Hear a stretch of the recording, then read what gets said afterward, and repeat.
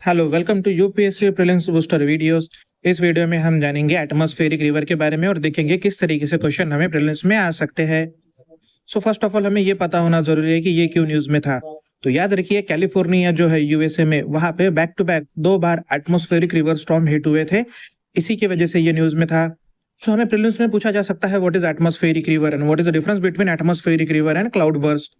तो याद रखिए, बेसिकली पहले हम देखेंगे एटमॉस्फेरिक रिवर। तो एटमॉस्फेरिक रिवर क्या है? तो एक नैरो एलोंगेटेड कॉरिडोर है जहां पे कॉन्सेंट्रेटेड मॉइस्चर ट्रांसपोर्ट हो रहा है। बेसिकली मतलब मॉइस्चर का कंटेंट जो है वो एक नैरो पैसेज जो होगा विंड का, उसमें बहुत ज्यादा होगा। और जब भी मॉइस्चर कंटेंट एयर में ज्यादा हो जाएगा वहां पे बारिश गिरेंगी ही गिरेंगी।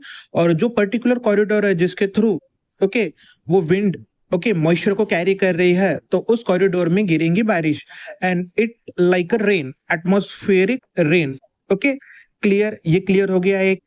देन नेक्स्ट, हमें ये कहाँ पे दिखता है? तो typically with in the low level jet में हमें ये बारिश दिखेंगी। ओके, जहां पे स्ट्रॉन्ग विंड होंगी। क्लियर? क्या होंगे? Strong wind. ओके, और कोल्ड फ्रंट के पास ये चीज हमने याद रखना होगा। देन नेक्स्ट एक चीज और याद रखो इससे जुड़ी, एटमॉस्फेरिक रिवर से जुड़ी, कि that is this is the largest transport mechanism of fresh water on earth. Okay, जो फ्रेश वाटर है अर्थ पे उसका लार्जेस्ट ट्रांसपोर्ट मैकेनिज्म है। रिवर्स वगैरह ये भी है, बट यहाँ पे बहुत ज्यादा बहुत ज्यादा पैमाने पे फ्रेश वाटर ट्रांसपोर्ट किया जाता है। That is in the form of vapours. ऐसा पकड़ लो, moisture in air. Okay, clear? Then next, अभी ये जो है मॉइस्चर जो एयर में है जिसका कंटेंट बहुत ज्यादा है, और जब कभी वो किसी टोपोग्राफी पे आएगा, जो टोपोग्राफी वहां पे ऑब्स्ट्रैकल हम करेंगे ओरोग्राफिक फीचर लाइक पहाड़ वगैरह। तो जब वो पहाड़ वगैरह से कोलाइड करेंगे, सो वहां पे प्रेसिपिटेशन बहुत ज्यादा हो जाएगा, और उस प्रेसिपिटेशन की वजह से कभी कभी फ्लडिंग या फिर लैंडस्लाइड, मड स्लाइड, ऐसा कुछ भी कह सकते हैं हम, हो सकता है। ओके, सो ये तो हो गया एटमॉस्फेरिक रिवर, एक narrow elongated corridor of concentrated moisture. Simple एक वर्ड में आपने याद रखना है। तो ये कैसे डिफरेंट है atmospheric river from cloud burst? तो याद रखिए, क्लाउड बर्स्ट जो है उसका इंटेंसिटी बहुत ज्यादा होगा। इंटेंसिटी इन द सेंस वो 100 मिलीलीटर, 100 ml वो 1 घंटे में गिरेगा। ये चीज आपने याद रखना है, 100 ml 1 घंटे में गिरेगा बारिश।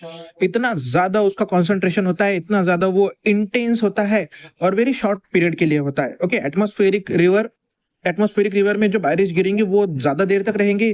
क्लाउड बर्स्ट में जो बारिश गिरेंगी वो from few minutes to few hours, but वो बहुत ही हेवी रेनफॉल रहेगा। और एटमॉस्फेरिक रिवर में जो बारिश गिरेंगी दैट मे और may not be the heavy rainfall. Okay, but जो लैंडस्लाइड, जो फ्लडिंग है, वो बहुत ही रिकरेंट इवेंट होगा किसमें? क्लाउड बर्स्ट में, ना कि आपके एटमॉस्फेरिक रिवर में। ये चीज आपने याद रखना है। Okay, so exam point of view हमें क्या पता होना चाहिए? What is atmospheric river? तो याद रखिए, atmospheric river is a narrow elongated corridor of concentrated moisture.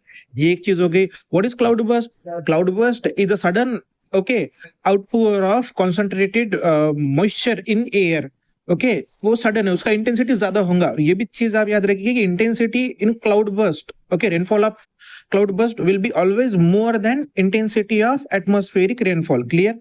तो ये चीजें आप याद रखिए, ये आपको पेपर के लिए हेल्प कर सकती है। Thank you very much.